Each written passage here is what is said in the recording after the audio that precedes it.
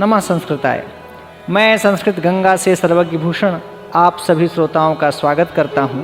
तो आइए हम गुरुदेव के श्री चरणों में निवेदन करते हैं कि आदरणीय गुरुजी प्रोफेसर गिरिजा शंकर शास्त्री जी गीता का अगला पाठ हम सब लोगों को बताएं। नमः संस्कृताय। अगले श्लोक में भगवान बता रहे हैं कि देखो कैसे पाप नष्ट होते हैं ज्ञान से।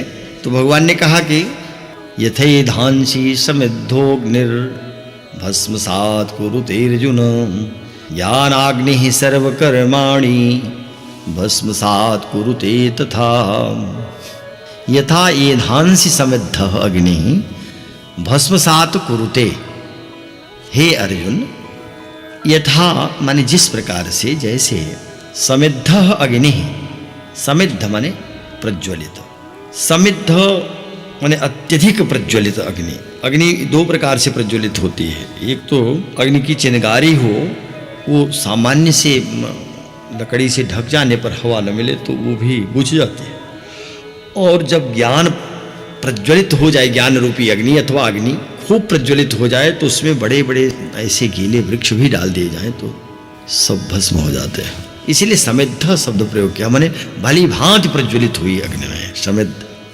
और क्या है वो अग्नि? अग्नि का जो प्रधान गुण है दाहकता है, वही उसकी शक्ति है। अग्नि देवता हैं, जब प्रज्वलित होते हैं, कुपित होते हैं तो पूरे के पूरे जंगल नष्ट हो जाते हैं। इसको दावाग्नि कहते हैं। जल भी फट जाते हैं, नष्ट हो जाते हैं, सूख जाते हैं जब बाडवाग्नि के रूप में अग्नि प्रज्वलित होते हैं। और जठराग्नि प्रज्वलित होने पर कितना भी आहार ग्रहण हो वो भी नष्ट हो जाता है। इसीलिए कहा कि ये तीन अग्नियां हैं, त्रयो अग्नि। तो अग्नि कैसी हो? कहा अत्यंत प्रज्वलित हो जाए, तब वह एधांसी, एधांसी ईंधन, ईंधन को भस्मसात् कुरुते, भस्म बना देती, भस्म कर देती, केवल राख हो जाता, थोड़ा भस्म बच जाता है। तथा माने उसी प्रकार से ज्ञानाग्नि ही सर्वकर्माणि भस्मसात् कुरुते। ज्ञान रूपी अग्नि भी संपूर्ण कर्मों को, कर्म ये नहीं है कि तब प्रारब्ध तो बचे रह जाएगा, पूर्व में पहले से संचित है, अथवा अभी क्रियमाण कर्म तो कुछ न कुछ होगा। तो चाहे अब क्रियमाण कर्म हो, चाहे वह प्रारब्ध कर्म हो या संचित हो, सब भस्मसात् भस्म कर देते हैं। सर्वकर्माणि शब्द प्रयोग कर दिया, संपूर्ण कर्मों को भस्मसात् कुरुते माने भस्ममय कर देते हैं। तो ज्ञान रूपी अग्नि को प्रज्वलित करना पड़ता है, कब? कर्मों को नष्ट करने के लिए। तो ठीक इसी प्रकार से जैसे बीज की परंपरा चलती रहती है, अनादि परंपरा है, अनंत चलती रहेगी।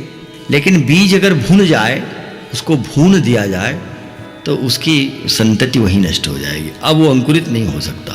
जैसे भुना हुआ बीज, उसका आगे की परंपरा लुप्त हो जाती है, वैसे ज्ञान रूपी अग्नि जब प्रज्वलित होते हैं तो सारे कर्मों को दग्ध कर देते हैं। जब कर्म दग्ध हो जाते हैं तब आगे से फिर जन्म नहीं होता। जन्म बंधन जो मरण है, इस पूरा बंधन इसका समाप्त हो जाता है। न जन्म न मरण दोनों समाप्त हो जाते हैं। तब जब जन्म मरण होगा ही नहीं तो क्या होंगे? फिर तो निश्चित ही मुक्त होकर परमात्मा को ही प्राप्त हो जाता है। क्योंकि ज्ञान होते ही, ज्ञान कोई कहीं से खोज कर नहीं लाना होता। ज्ञान तो है ही, पर वो आवृत है, ढका हुआ है। तो उसी ज्ञान को प्रकट बस करना है। कैसे प्रकट करेंगे? जैसे हवा आदि के माध्यम से ईंधन का आश्रय लेकर के अग्नि को प्रज्वलित कर लेते हैं। तो संतों के, तत्वज्ञानियों के, महापुरुषों के चरणों में बैठ करके प्रणिपात करते हुए, प्रणाम करते हुए, प्रणाम निवेदन करते हुए उनसे ज्ञान को सीखे। और जब ज्ञान हुआ, ज्ञान रूपी अग्नि प्रज्वलित हुई, प्रारब्ध आदि समस्त कर्म जल करके भस्म हो जाते हैं। और ये ज्ञान कैसा है, ज्ञान किस रूप में है? तो भगवान ने बहुत स्पष्ट आगे समझाया। नहीं ज्ञानेन सदृशम पवित्रम हि विद्यते तत्स्वयं योग संसिद्धः कालेनात्मनि विन्दति। कहा कि नहीं ज्ञानेन सदृशम पवित्रम इह विद्यते। इह माने इस संसार में, ज्ञानेन सदृशम पवित्रम ही न विद्यते। ज्ञान के सदृश, सदृश माने समान, ज्ञान माने प्रकाश ही है और अज्ञान अंधकार ही है, वही है अंधा बनाता है अज्ञान। अज्ञान के कारण व्यक्ति अंधा हो जाता है और ज्ञान के कारण उसको सब कुछ प्रकाशित हो जाता है।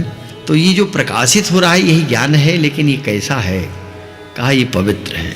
पवित्र माने क्या? पवित्र कर देता है। माने हम अपवित्र थे, इसने पवित्र बनाया। सो नहीं है कि नदी में स्नान कर लिया, जल से स्नान किया, पवित्र हुए।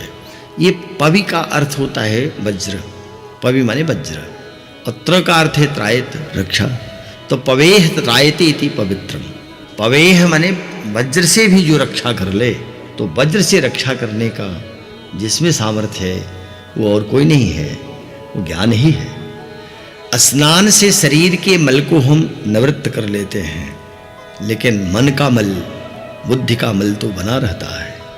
इसीलिए स्नान मनोमलम हरति, मन के मल तक स्नान दूर कर सकता है, पर बुद्धि का मल बना रहेगा, वाणी का मल बना रहेगा। और ये वाणी, कर्म, चेष्टा आदि जो भी हैं, ये अगर अज्ञान की दिशा में हैं तो निश्चित ही हम अपवित्र ही बने हुए हैं।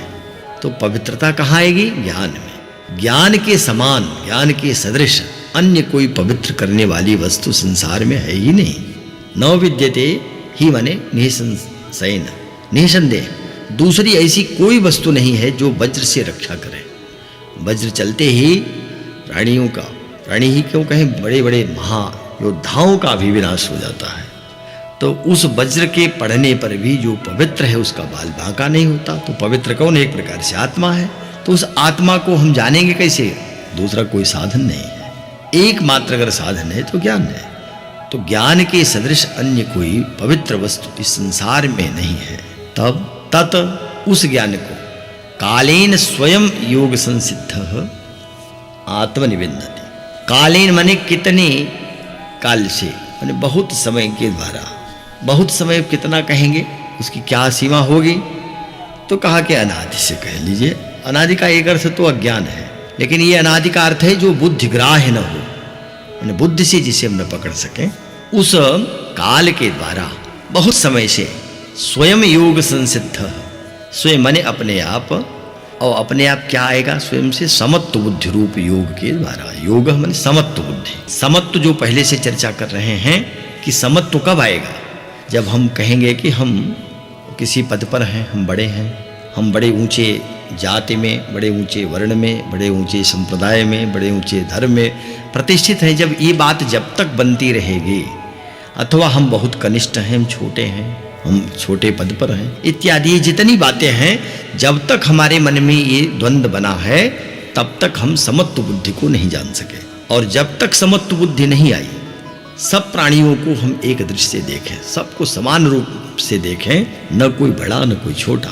तो जब ये स्थिति में हम पहुंचते हैं, समत्व के बुद्धि में आते हैं, तब वही कहा कि ये अच्छे प्रकार का एक योग है।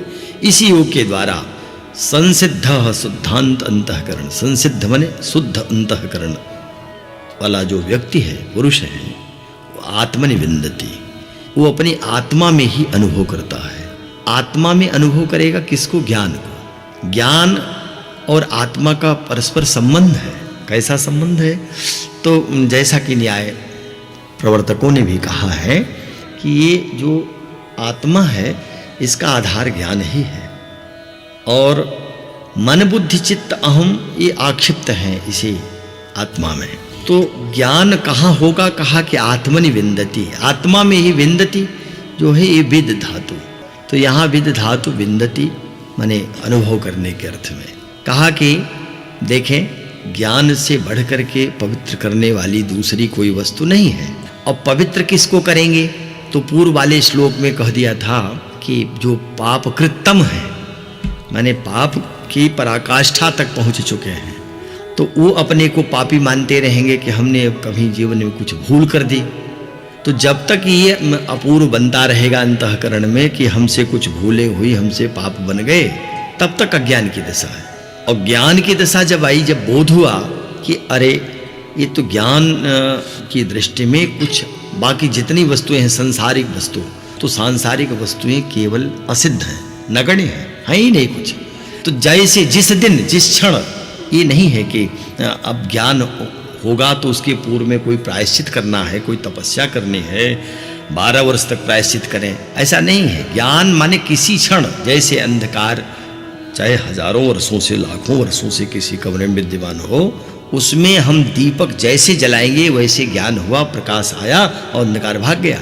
ठीक चाहे तो अरबों खरबों वर्षों से ही अंतःकरण में क्यों न ज्ञान भरा पड़ा हो, लेकिन जिस क्षण ज्ञान का बोध होगा, ज्ञान होगा, मन ज्ञान कहाँ होगा तो आत्मनि, अपने आत्मा में ज्ञान का अनुभव होगा, तो निश्चित ही समत्व बुद्धि के द्वारा स्वयं चाहे कितने काल से क्यों न अज्ञान बना हुआ हो, कहते हैं उसको तुरंत उसी क्षण सद्य, एक क्षण की भी देर, क्षणानंतर भी नहीं होगा, एक क्षण में, जिस क्षण बोध हो रहा है, बोध के क्षण में ही ज्ञान आएगा और उस ज्ञान से सब कुछ जो अभी तक जिसको हम पाप समझते थे वो सब समाप्त हो गया, भुन गया। जैसे अग्नि से बीज भुन जाता है तो उस ज्ञानाग्नि में सब कुछ जल करके सारे कर्म भस्म हो गए। अब ज्ञान पवित्र है, उस जैसे अग्नि पवित्र होता है, पवित्र अग्नि है, तीर्थ पवित्र होते हैं, जल पवित्र होता है, तो कहा कि वो इनको कभी भी नान्यतः शुद्धि में रहते, ये किसी की शुद्धि से अपेक्षा नहीं रखते। तीर्थोदकम च वहंच नान्यतः शुद्धि में रहते, न तीर्थ का जल और न ही अग्नि। अच्छा, जितने पंच महाभूत हैं, पृथ्वी, अग्नि, जल, वायु और आकाश, ये पवित्र ही करते हैं और स्वयं में पवित्र हैं। जो स्वयं में पवित्र नहीं होगा दूसरों को पवित्र कैसे करेगा? तो इनमें सब में पू धातु है, पू पवित्र धातु है। तो मनुष्य को ही नहीं, चराचर जगत को ये सर्वदा पवित्र करते रहते हैं। इनका बस बोध हो, कहाँ बोध हो? आत्मा में। तो आत्मा का जो आधार ज्ञान है, उस ज्ञान के होते ही अज्ञान की निवृत्ति हो जाएगी और अज्ञान की निवृत्ति होते ही सारे कर्म जलकर भस्म हो जाएंगे, पाप सब विनष्ट हो गया, फिर पाप की बचा ही नहीं। तो ज्ञान की बड़ी महत्ता है, इसलिए भगवान ने कह दिया कि संसार में इससे बढ़कर के दूसरी कोई वस्तु ही नहीं है जिसको हम पवित्र कहें। तो नहीं ज्ञानेन सदृशम पवित्रम में विद्यते। तो कहा कि ठीक है, अच्छा पवित्र तो ज्ञान बहुत है, पर इस ज्ञान को प्राप्त करने के लिए क्या उपाय करना होगा? कैसे ज्ञान प्राप्त होगा? तत्वदर्शी महापुरुषों के पास हम चले तो गए, महापुरुषों के सामने बैठे भी हैं, सेवा भी कर लिया, लेकिन अगर उनकी बातों में हमको बोध नहीं हो रहा है, उनकी बातों पर विश्वास नहीं हो रहा है, तब भी ज्ञान बह जाएगा। तब ज्ञान प्राप्त करने के लिए क्या किया जाए? भगवान ने फिर अगले श्लोक में बात कही, कर रहे हैं अगला श्लोक, श्रद्धावान लभते ज्ञानम तत्परः संयतेन्द्रियः ज्ञानम लब्ध्वा पराम शांतिर्मचिरेणाधिगच्छति। श्रद्धावान लभते ज्ञानम, ये दो प्रकार की बात कर दिया, एक तो अंतरंग है, एक बहिरंग है। तो अंतरंग ज्ञान क्या है? कहा श्रद्धावान। श्रद्धा क्या है? श्रद्धा माने निरा विश्वास ही नहीं है। श्रद्धा विषय होता है अंतःकरण का, बुद्धि का विषय। और ये जो बुद्धि है, नाना प्रकार के अनेक प्रकार से संशय विपर्य, कभी तर्क, कभी कुतर्क, कभी वितर्क, ये इनमें डूबी रहती है बुद्धि। तो ये निश्चय नहीं कर पाती है, असंशय की स्थिति में बनी रहती है।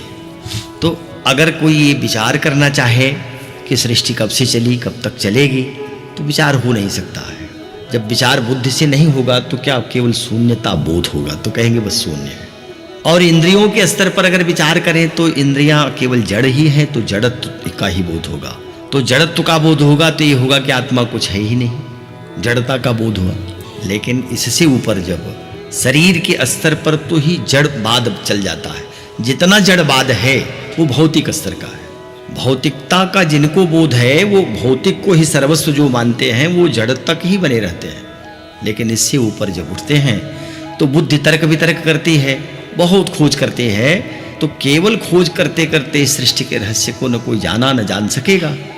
तब क्या करेंगे? तो कहा कि तब बुद्धि जो है शून्यवाद में चली जाती है। कहते हैं शून्यवाद है, माने कुछ भी नहीं है, सब शून्य हो जाता है। जैसा कि बौद्धों ने भी कहा, भौतिक की बात चार्वाकों ने भी कही। तो कहा कि अच्छा नहीं, इससे ऊपर उठिए, फिर कहाँ हम प्राप्त कर सकते हैं, कैसे? तो कहा कि श्रद्धा ले आइए। ये जो श्रद्धा हो गई, श्रद्धा कहाँ हो गई? तो कहा उन्हीं आचार्यों के पास जिनके पास आप ज्ञान सीखने गए हैं, आचार्य के पास बैठे। तो दो प्रकार की बात, एक तो संयतेंद्रिय हो, ये बाह्य बहिरंग है साधन। बहिरंग साधन में जितेंद्रिय होना परम आवश्यक है। तो कहा संयतेंद्रिय बने, जितेंद्रिय बने। और तत्परः, तत्पर हुआ हो। तत्परः, तत्परः का अर्थ है बाद से अपने को जोड़ना, यही तत्पर है। श्रद्धावान पुरुष ज्ञानम लभते, अब श्रद्धावान अंतरंग साधना है।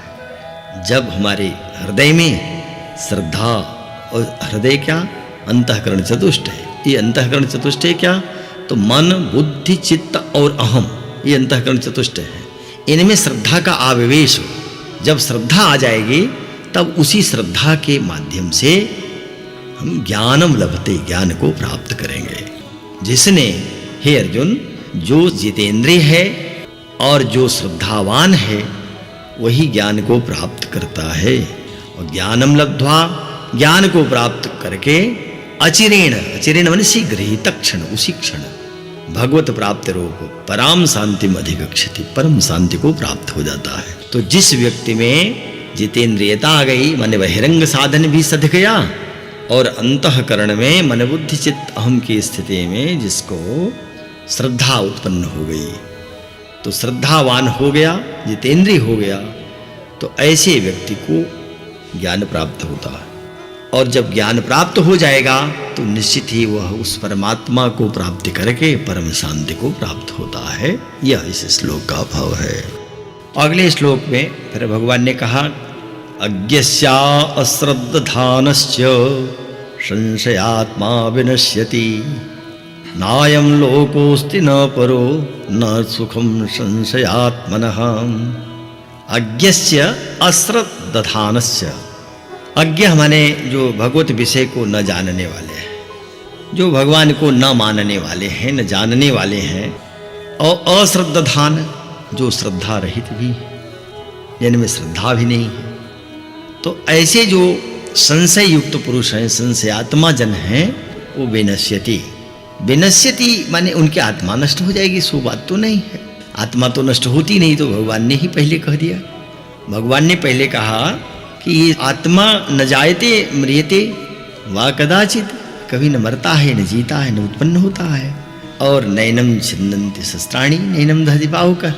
तब क्यों कह रहे हैं कि संशयात्मा विनश्यति? विनश्यति का अर्थ यहाँ ये अर्थ नहीं है कि वो विनष्ट हो जाएगा, बल्कि विनश्यति का अर्थ है परमार्थ पथ से भ्रष्ट हो जाएगा, च्युत हो जाएगा, गिर जाएगा। जो परमार्थ के लिए यत्न तो कर रहा है, लेकिन वो न तो श्रद्धा रखता है, और श्रद्धा तो न रखे लेकिन अज्ञानग्रस्त भी हो गया, वो ज्ञान की ओर बढ़ता ही नहीं। तो ऐसा अज्ञानी पुरुष, क्योंकि श्रद्धा तो उसको इसलिए नहीं हो रही है कि उसके गुरुजी महापुरुष जो भी हैं, तत्वदर्शी महापुरुष, वो जब बोल रहे हैं तो उनकी बातों में लगता है कि जैसे सब बोलते हैं इससे कुछ गुरुजी कह रहे हैं। तो गुरुजी की बात पर अगर श्रद्धा हो जाएगी तो स्वाभाविक है कि उनकी कुछ न कुछ बात जरूर मन बुद्धि धारण कर लेंगे। बुद्धि धारण करेंगे तब उसको बोध होगा, जब बोध होगा तो अज्ञान नष्ट होगा, अज्ञान नष्ट होगा तो उसके मन में जो भ्रम, जो विपर्य, जो वितंडावाद, छल निग्रह आदि जो विराजमान है, वो सब स्वतः एक एक करके भाग जाएंगे। और यदि बने रह गए, श्रद्धा उसने उत्पन्न ही नहीं की, श्रद्धा बनाई ही नहीं, तब निश्चित ही उसका मन संशयित है। संशय का अर्थ है कि न इधर का है न उधर का है, इतो भ्रष्ट ततो भ्रष्ट, यहाँ भी विनष्ट है वहाँ भी विनष्ट है। संशय माने हमको न गुरु के वचनों पर विश्वास है, न परमात्मा में हमारे बिल्कुल भक्ति है, और अपने बड़े अपने गुरुजनों से भी हम उनके मत से एक मत नहीं होते, बल्कि वैपरीत्य हो जाता है, विपरीत मत होता है, तो संशय बना रहता है। अमुक वस्तु ये है अथवा कुछ और है, ये दो प्रकार की भ्रांति होना, दो प्रकार का संशय होना। एक ही वस्तु को हम दो रूपों में देखें तो उसी को संशय कहते हैं। ऐसा जिसके मन में संशय बना है कि पता नहीं परलोक है भी कि नहीं है, तो कभी पाप करेगा, कभी कुछ पुण्य, स्वाभाविक बन गया तो बन गया। अगर उसको ये बोध हो जाए कि नहीं परलोक है, तब कभी पाप कर्म नहीं करेगा। और जब ये बोध है कि परलोक है ही नहीं, तो फिर क्या। तो इसीलिए कहा, किसी आचार्य ने कहा कि देखो भाई, हाँ ठीक है, नास्तिक नहीं मानता ईश्वर को, तो यही कहता है कि ईश्वर नहीं है, हम भी ईश्वर को नहीं देखते, तो हम भी कैसे कह सकते ईश्वर है। लेकिन अगर कहीं परलोक निकल गया, तब तो हम जो साधना कर रहे हैं हमारा कुछ न कुछ बन गया, और कहीं परलोक नहीं मिला तो नास्तिक तो मारा गया।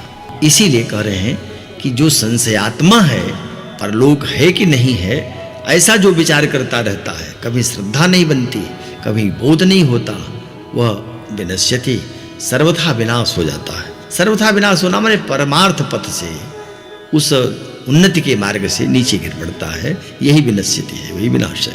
और उनमें भी संशयात्मनः, जो संशय युक्त पुरुष हैं, उनके लिए तो न सुखम न अयम लोक, न तो सुख है और न ये लोक है, न परह और न ही परलोक है।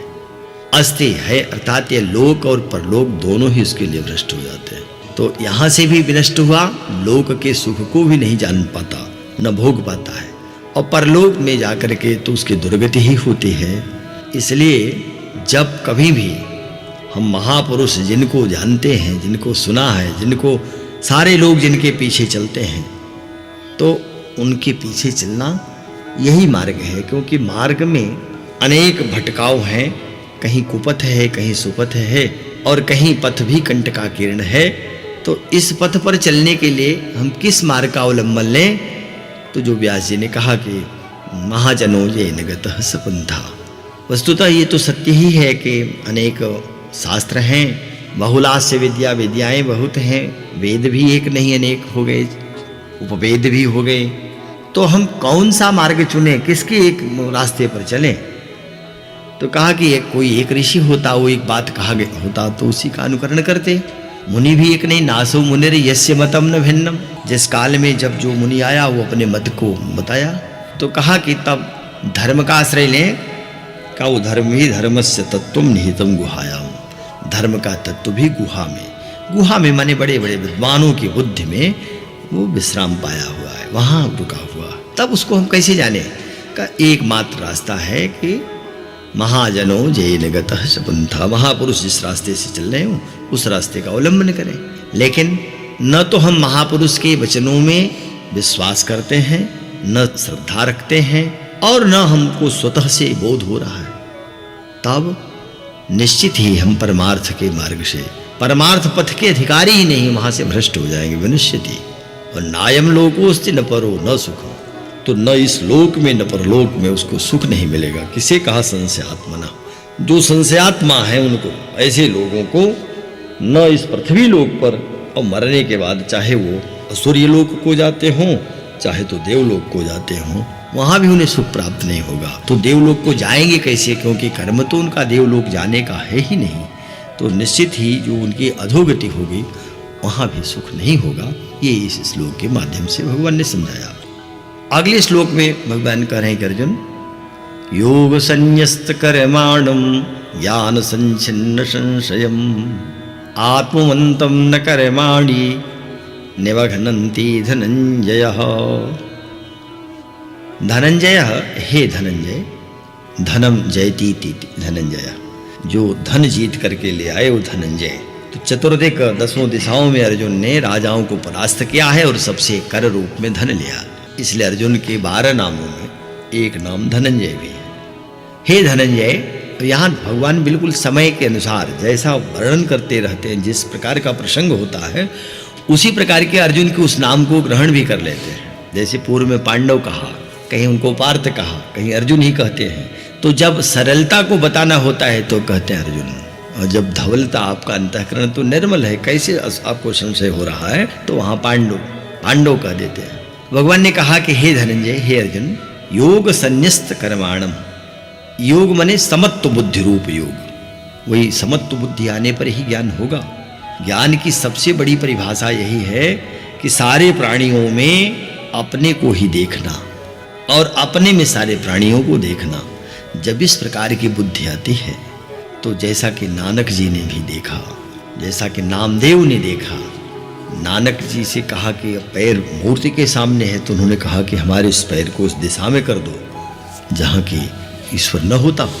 तो पुजारी को बोध हो गया, अरे तो बड़ा ज्ञानी है। नामदेव के बारे में कथा है कि जब वो जंगल में ही कुछ आटा निकाल कर गूथा और रोटी बना लिया, और जैसे घी निकालने के लिए पीछे मुड़े, एक कुत्ता लेकर के भाग चला। तो उनकी रोटी कुत्ता लेकर भाग रहा है पीछे से। नामदेव जी कह रहे हैं, अरे भगवान, अरे कुछ घी तो लगा लेने दीजिए, नहीं तो कैसे खाएंगे, मुंह में गड़ेगी, इसमें कुछ रूखा है। और रुकिए रुकिए, मैं घी लगा दूं। घी का डिब्बा लिए दौड़ रहे हैं पीछे पीछे, आगे कुत्ता दौड़ रहा है। और परमात्मा भाव से वो सब में उसी परमात्मा को देखते थे। और फिर देखा कि कुत्ता भी परमात्मा के रूप में सामने खड़ा हो गया। ये कथाएं नहीं है, ये तो इतिहास है, सचमुच ऐसा हुआ है।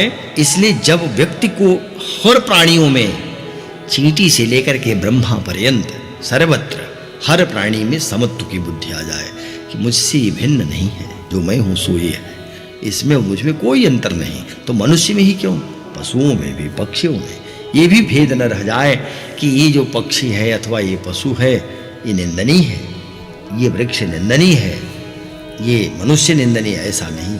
सर्वत्र सब में एकत्व की स्थिति आवे कि वही मैं एक सब में व्याप्त हो रहा हूं, ऐसा जब बोध होता है तो कहा कि तब जो है ऐसी स्थिति में योग संन्यस्त कर्माणम, वही योगस्थ कर्म है, वही समत्व बुद्धि रूपी योग है। और भगवत अर्पण कर दिया, संन्यस्त कर दिया, मैंने भगवान को अर्पित कर दिया। श्री कृष्णार्पण मस्तु, हे भगवान मैं ये आपको सौंप रहा हूँ, ये आपको प्रदान कर रहा हूँ। तो भगवत अर्पण कर दिया। संन्यस्त कर्माणम किसको किया है, संपूर्ण कर्मों को जिसने समत्व बुद्धि रूपी योग द्वारा भगवत अर्पण कर दिए गए हैं, संपूर्ण कर्म कर दिया जिसने संपूर्ण कर्मों को भगवान के निमित्त से अर्पण कर दिया। ऐसे समत्व बुद्धि रूप योग के द्वारा ज्ञान संचिन्न संशयम, ज्ञान के द्वारा संचिन्न माने नष्ट हो गया है संशय, सभी संशय जिसके सारे संशय ज्ञान के द्वारा नष्ट हो गए। ऐसे आत्मवंतम माने परमात्म परायण व्यक्ति को, पुरुष को, कर्माणि न निबध्नन्ति, कर्म नहीं बांधते, न निबध्नन्ति, बंधनन्ति माने बांधना, निबध्नन्ति निःशेषेण, कभी भी बिल्कुल स्पर्श ही नहीं करते। तो कर्म नहीं बांधते किसको, ऐसे परमात्म परायण पुरुष को। कैसा है वो, जो ज्ञान के द्वारा सारे संशयों को काट दिया है, ज्ञान रूपी तलवार को उठाया और जितने भी संशय हैं उन सब का जिसको काट दिया है। ऐसा जो योग संन्यस्त माने समत्व बुद्धि रूप योग के द्वारा अपने सारे कर्मों को भगवान को अर्पित कर दिया। और इस प्रकार का यज्ञ पूर्व वाले श्लोकों में आया, जहाँ कहा कि ब्रह्मार्पणम ब्रह्मवीर ब्रह्माग्नौ ब्रह्मणाहुतम ब्रह्मैव तेन गंतव्यम ब्रह्म कर्म समाधिना। तो जो भी कर्म कर रहा है वो सारे कर्म भगवत अर्पण ही हैं। तो भगवान को जिसने अपना सारा कर्म अर्पित कर दिया और जिसमें समत्व बुद्धि आ गई, ज्ञान रूपी तलवार से जिसने सारे संशयों को भेदन कर दिया, नष्ट कर दिया, छिन्न भिन्न कर दिया, काट दिया, संचिन्न कर दिया, ऐसे परमात्म परायण पुरुष को कभी भी किसी प्रकार का कोई कर्माणि बहुवचन है, तो प्रारब्ध कर्म हो चाहे संचित कर्म हो अथवा क्रियमाण हो, सारे कर्म नवनिमक मुक्त हो जाता है। उसी ज्ञान से वह परमात्मा की प्राप्ति कर लेता है। यही ज्ञान है जिसको कहा कि पवित्रम में ही विद्यते, बहुत पवित्र है और इस ज्ञान के द्वारा सबका हो जाता है। भगवान कहते हैं तस्माद् ज्ञान संभूतम हृस्थम ज्ञानासिनात्मनः छित्त्वैनं संशयं योगम मा तिष्ठोतिष्ठ भारत। तस्मात् अज्ञान संभूतम हृस्थम ज्ञानासिना आत्मनः छित्त्वा एनं संशयं योगम आतिष्ठ उत्तिष्ठ भारत। तस्मात् माने इससे, इसलिए, तस्मात् इस कारण से, हे भारत, हे भरतवंशी अर्जुन को भारत, कहीं कौन्तेय, कहीं धनंजय, कहीं पांडव कहा, तो कहा कि हे भारत, हे भरतवंशी, भरत माने जो भाव कांति में रत है, तुम तो हमेशा हे अर्जुन केवल तुम्हें प्रकाश में तुम अपना जीवन बिताते हो, तपस्या में रत हो, तो हे अर्जुन योगम आतिष्ठ, योगम माने समत्व बुद्धि रूप योग में, आतिष्ठ माने स्थित हो। तुम तो पहले से ही समत्व बुद्धि रूप योग में, यहाँ जहाँ जहाँ योग आया है उस सब का अर्थ समत्व बुद्धि ही है, क्योंकि ज्ञान को जानने का जो एक मात्र उपाय है वो यही है कि समता आना, और जब तक समता नहीं आएगी तब तक भेद बना रहेगा, संशय बना रहेगा। इसलिए हे भारत, हे अर्जुन, समत्व बुद्धि रूप योगम, योग में आतिष्ठ स्थित हो जाओ। और अज्ञानम संभूतम, अज्ञान संभूतम अज्ञान से संभूत माने उत्पन्न हुए, हृस्थम हृदय में स्थित, एनम इस आत्मन अपने संशयम संशय को, संदेह को, ज्ञानासिना छित्वा उत्तिष्ठ। ज्ञानासिना माने ज्ञान रूपी, असिन असि कहते हैं तलवार को, तो ज्ञान रूपी तलवार से, तलवार के द्वारा, तृतीया विभक्ति है असिना, छित्वा छेदन करके, छिन्न भिन्न करके, काट करके, युद्ध के लिए उत्तिष्ठ, खड़े हो जाओ, युद्ध के लिए खड़े हो जाओ। अभी तो अर्जुन बैठे हैं रथ पर ही, उपाविशद कहा ही है, पहले ही अध्याय में आ चुका है। तो करें कि अब आप उत्तिष्ठ, किस प्रकार से उत्तिष्ठ हो, कैसे खड़े हो, तो वही है उत्तिष्ठत जागृत प्राप्य वरान निबोधत। अभी आप अज्ञान की दशा में सो रहे हैं, जिसको भगवान ने कहा कि या निशा सर्वभूतानाम तस्याम जागृति सही में, जो दूसरे अध्याय में कह रहे हैं कि आप जिस निद्रा में हैं, यह रात्रि तो उन सारे अज्ञानी जीवों की रात्रि है, और अगर इसमें पड़े रह गए तो न इस लोक में सुख मिलने वाला है, न परलोक में। तो कहा इससे जागिए, और कहाँ जगें, कहाँ जाएं, कहा जिसमें संयमी जगते हैं उसमें आओ। सारे प्राणी जिसको समझते हैं कि अब हमारे लिए रात्रि हुई है, उसमें योगी लोग जगा करते हैं। इसका अर्थ है कि अज्ञान में प्राणी सोता है, लेकिन वहाँ संयमी, वहाँ योगी, समत्व बुद्धि रखने वाला वहाँ भी जगता रहता है। तो जगता रहता है का अभिप्राय यही है कि उसे बोध होता है, बोध रहता है। उस सर्प भी अगर आ गया तो उसको प्रणाम करता है कि आज परमात्मा इस रूप में आ गए। नानक जी के विषय में बहुत प्रचलित है कि जब जा रहे थे तो एक प्रेत आ गया, बहुत लंबा प्रेत सामने से चला रहा है। उन्होंने तुरंत हाथ जोड़ा, अरे भगवान आज इतने लंबे बन करके आ रहे हैं। प्रणाम करने लगे, कहने लगे आइए आज भले बने हो लंबकनाथ, भले बने हो लंबकनाथ करके गले लगाने लगे। वो प्रेतत्व छूट गया, ब्रह्म हो गए, तुरंत वही ईश्वर का स्वरूप बन गया। प्राणी को जिस रूप में, जिस भाव से, समत्व बुद्धि से, जब हम जिस रूप में हैं अगर वैसा देखते हैं तो वो इतना प्रेम होता है, आत्मा में ही प्रेम है कि वह प्राणी भी जो बहुत हिंसक पशु हो, चाहे किसी को चोट पहुंचाने वाला पशु हो, अहिंसा प्रतिष्ठितायाम या अहिंसा याम प्रतिष्ठितो प्राणी नाम वैर त्याग, प्राणी आपस में परस्पर वैर त्याग देते हैं। तो जब हम संशय का त्याग करेंगे, संशय कटेगा कैसे, अज्ञान से तो संशय आया है, तो उस अज्ञान को काटने के लिए एक तलवार चाहिए। कैसी तलवार, कहा ज्ञानासीना, ज्ञान रूपी तलवार उठाइए, ज्ञान से ही अज्ञान कटेगा और दूसरा कोई उपाय नहीं है। अज्ञान से तो अज्ञान बढ़ेगा। गोस्वामी जी ने कहा कि छूटे ही मल की मलहि के धोए, घृत की पाव को बार बिलोए। कहीं मल से मल छूटता है क्या? छूटे ही मल की मलहि के धोए, कैसे छूटेगा? वो तो जल चाहिए, जल ही तो पवित्र है, जल ही तो ज्ञान है। तो ज्ञान से अज्ञान की निवृत्ति करिए, लेकिन कैसे करेंगे? कहा तलवार ले लीजिए, ज्ञानासीना, ज्ञान रूपी तलवार से छेदवा, काट डालिए। किसको काटना है? तो कहा जो आपको संशय है, संशय को काटिए। वो संशय कहाँ है? हृदस्थम, हृदय में, हृतस्थम, हृदय में स्थित जो अज्ञान है। तो उस अज्ञान को, ये ज्ञान आया कहाँ से है? तो कहा कि अज्ञान से ही उत्पन्न संशय आया है ना, इसी संशय को मिटाओ। और तब कहाँ हम प्रतिष्ठित हों? तो कहा योगम आतिष्ठ, योगम मने समत्व बुद्धि रूप, समता ले आइए, सारे प्राणियों में समत्व बुद्धि रखिएगा तो परमात्मा ही दिखाई पड़ेगा, फिर कोई प्राणी नहीं दिखाई पड़ेगा। तो उसमें प्रतिष्ठित हो जाइए। इसलिए हे भरतवंशी अर्जुन, तुम जब ये सब कार्य कर लोगे, अज्ञान की निवृत्ति किया, ज्ञान का बोध हुआ, तब उसके बाद उत्तिष्ठ, उठ जाओ, उठ जाओ, माने अपने कार्य में लग जाओ। तो जो तुम्हारे सामने कार्य आया है, इस कार्य में लग करके और युद्ध करो। इसलिए यहाँ भगवान ने अर्जुन को ये उपदेश करके चौथे अध्याय की समाप्ति की है। और इस अध्याय की समाप्ति में वही प्रसंग जो होता है कि उपनिषत्सु ब्रह्म विद्यायाम योग शास्त्रे 3 विशेषण देते हैं। एक तो भगवत गीता है ही, भगवान के द्वारा गाई गई है। उपनिषत्सु इसलिए कहते हैं कि ब्रह्म विद्या है, सारे उपनिषदों का निचोड़ इसमें आ गया है, ब्रह्म ज्ञान है, ब्रह्म बोध है।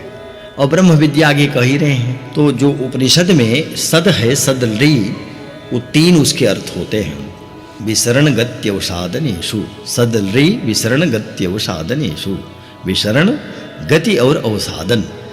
तो सब कुछ जो अज्ञान था शिथिल पड़ गया, यही है अवसन्न हो जाना। और ब्रह्म विद्या है ही ब्रह्म विद्यायाम, इसीलिए दोहराते हैं। और योग शास्त्रे योग इतने रूपों में कहे गए हैं कि कहीं योग का अर्थ अष्टांग योग हो जाता है, कहीं समत्व हो जाता है, कहीं योग का अर्थ योग कर्मसु कौशलम, कर्म में कुशलता हो जाता है, और कहीं जो योग है वह योग का अर्थ बुद्धि योग, कहीं भक्ति योग, कहीं ज्ञान योग।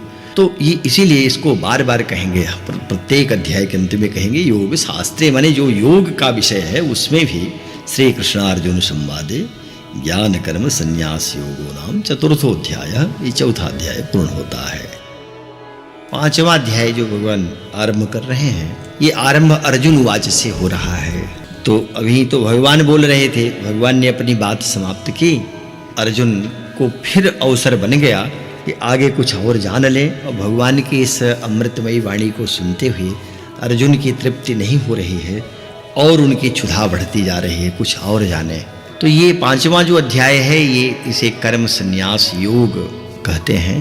कर्म संन्यास और योग का अर्थ ये है, संन्यास और निष्काम कर्म योग में कौन श्रेष्ठ है, ये जानने के लिए अर्जुन प्रश्न कर रहे हैं। तो संन्यास की भी चर्चा करेंगे और निष्काम कर्म योग की भी करेंगे।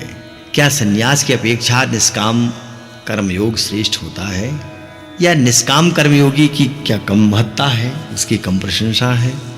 फल में सांख्य योग क्या है, निष्काम कर्मयोग की एकता हम कैसे स्थापित कर सकते हैं? क्या निष्काम कर्मयोग की अपेक्षा सांख्य योग के साधन में कुछ कठिनाई आती है, अथवा वो बहुत सरलता से जानी जा सकती है? निष्काम कर्मयोगी कर्म करता हुआ भी कैसे उसमें लेपायमान नहीं होता?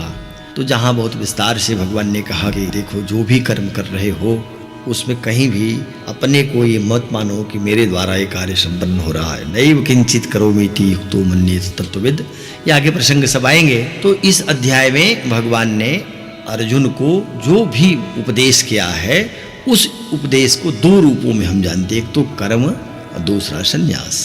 कर्म संन्यास योग नामक पांचवा अध्याय होगा। और इस अध्याय में जो पूर्व से चली आ रही बातें हैं, 4 अध्यायों में जो प्रसंग आए हैं, उन प्रसंग को ही आगे विस्तार देते हुए निष्काम कर्म को भगवान उपदेश करेंगे। और इसको अर्जुन की तृप्ति चूंकि नहीं हो रही है, 4 अध्याय समाप्त हुए, फिर भी अर्जुन को बोध तो हो चुका है, पर बोध होता हुआ भी कुछ और भी सुने। और एक रूप में कहें तो संसार के समस्त जीवों के प्रतिनिधि बन करके जीवाचार्य के रूप में अर्जुन भगवान से कुछ और उपदेश ले लेना चाहते हैं, और वह उपदेश मानव मात्र के कल्याण के लिए होता है। तो आगे जो गीता का 5वां अध्याय है, उसमें ओम श्री परमात्मने नमः।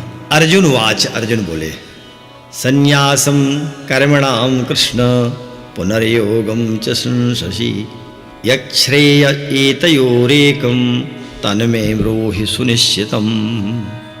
संन्यासम कर्मणाम कृष्ण, हे कृष्ण, अर्जुन कह रहे हैं।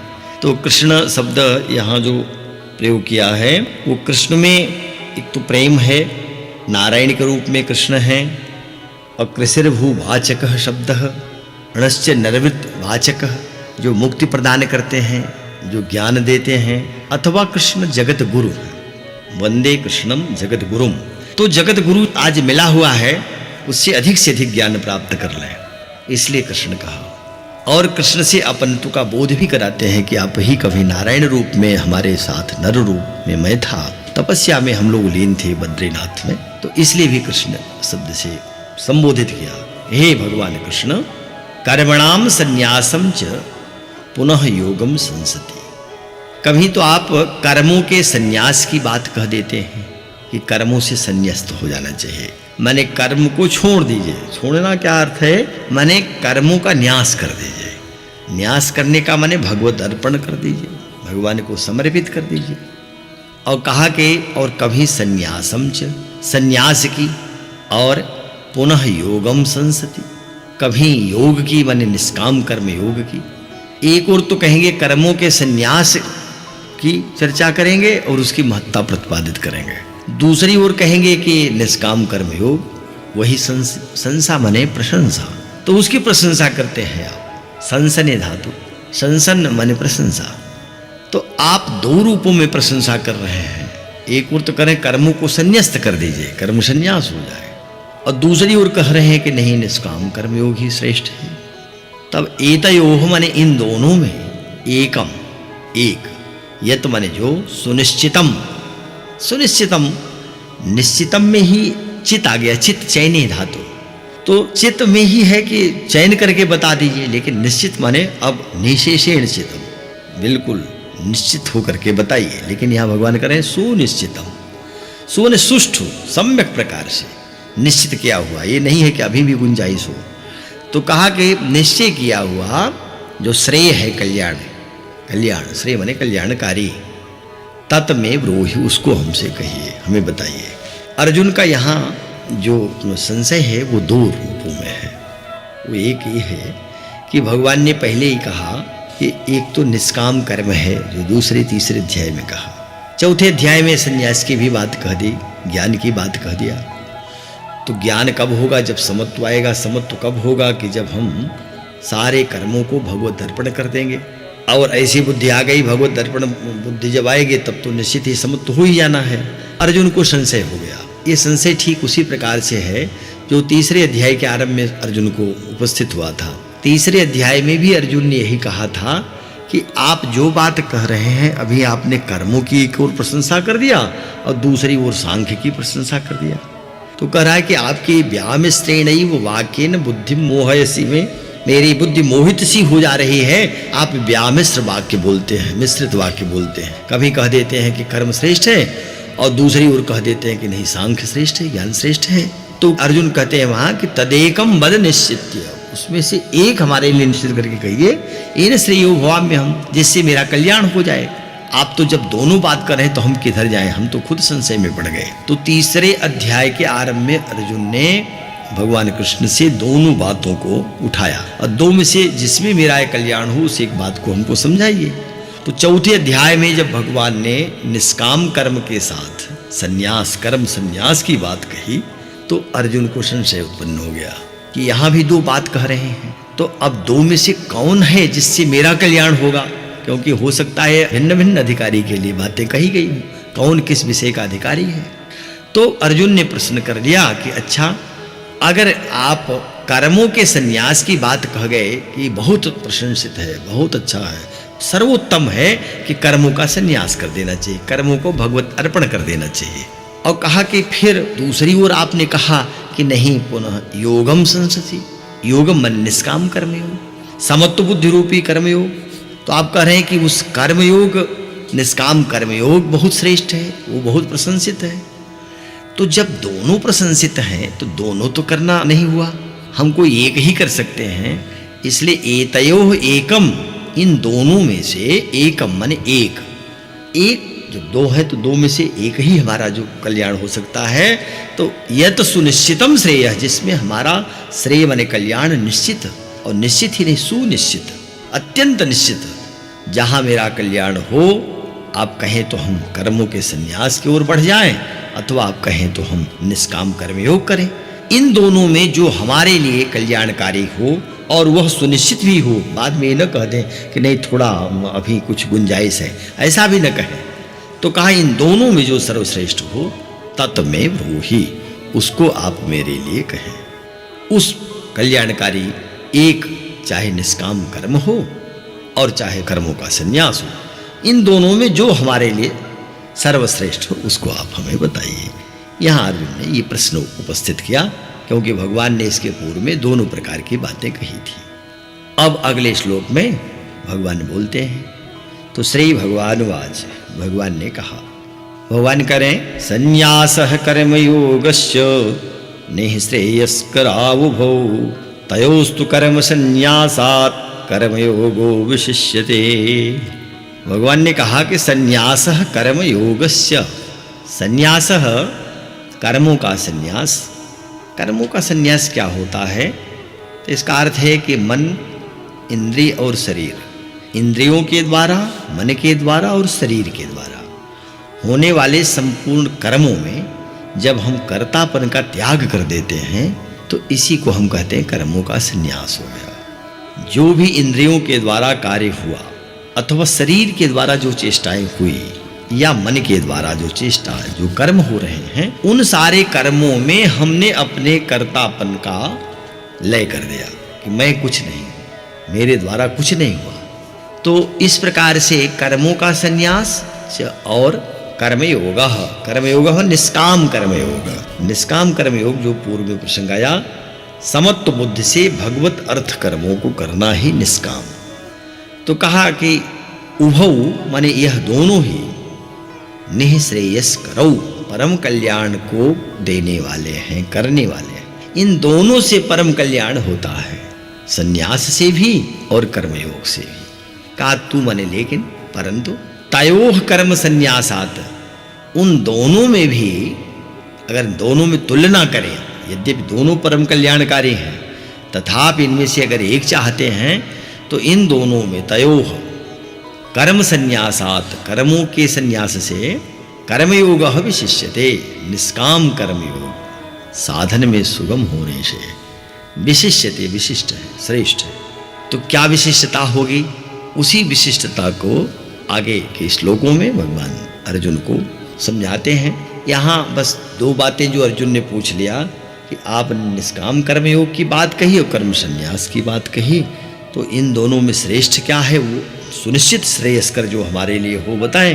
तो भगवान ने कह दिया कि दोनों देखिए प्रशंसनीय हैं और दोनों विशिष्ट हैं, दोनों परम कल्याण को देने वाले हैं। लेकिन इन दोनों में भी अगर ये तय करना हो कि कौन हमारे लिए सुगम है, कौन श्रेष्ठ है, तब हम कह सकते हैं कि कर्म संन्यासात, कर्मों के संन्यास की अपेक्षा कर्मयोग, निष्काम कर्मयोग अत्यंत सुकर है और ये अधिक कल्याणकारी है। इससे अपना परम कल्याण हो जाता है, यही विशिष्टता, यही श्रेष्ठ है।